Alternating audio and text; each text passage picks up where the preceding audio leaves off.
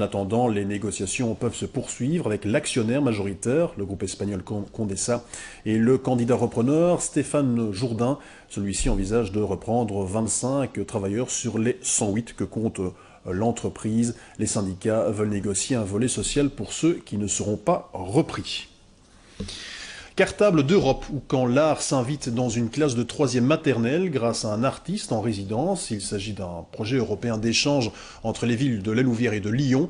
L'expérience se déroule à l'école maternelle Robert-François, à Anne-Saint-Pierre. Les enfants de l'établissement participent cette année à des ateliers de danse, des évaluations et une analyse seront ensuite tirées. Les explications avec Jonathan Hanon et Carlos Chirozzi.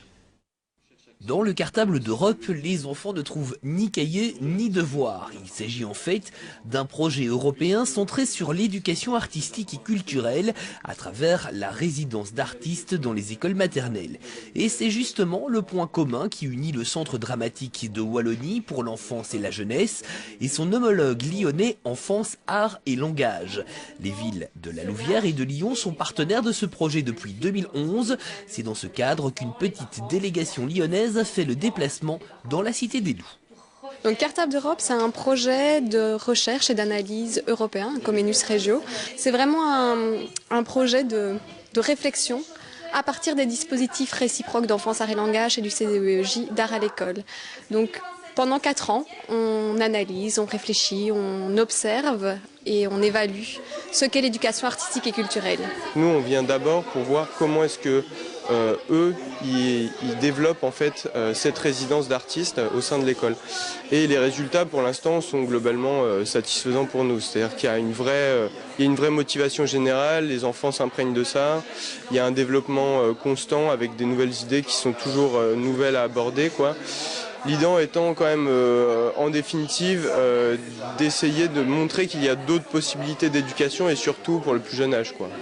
2 écoles de l'entité louviéroise reçoivent actuellement des artistes en résidence. À Anne-Saint-Pierre, c'est la danse qui est au programme.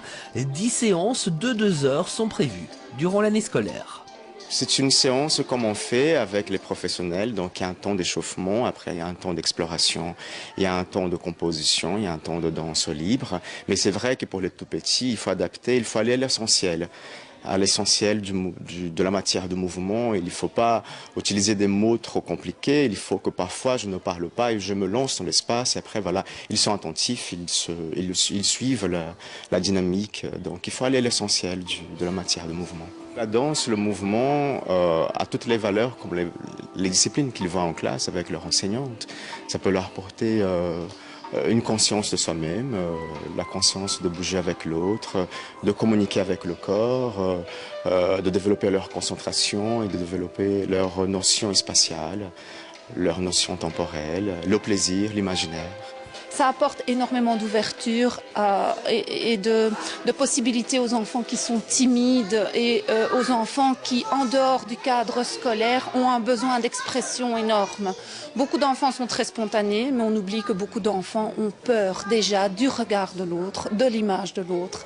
Et le fait d'avoir un atelier danse en classe, je vois les plus timides s'ouvrir de plus en plus et les plus dynamiques se poser et se construire de mieux en mieux aussi. C'est vraiment une grande richesse.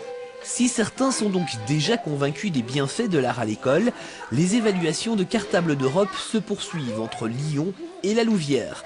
Mais le projet a déjà permis de réaliser un documentaire et une publication. Une exposition devrait également voir le jour, en plus de spectacles et de journées spéciales, durant lesquelles les parents pourront eux aussi danser avec leurs enfants.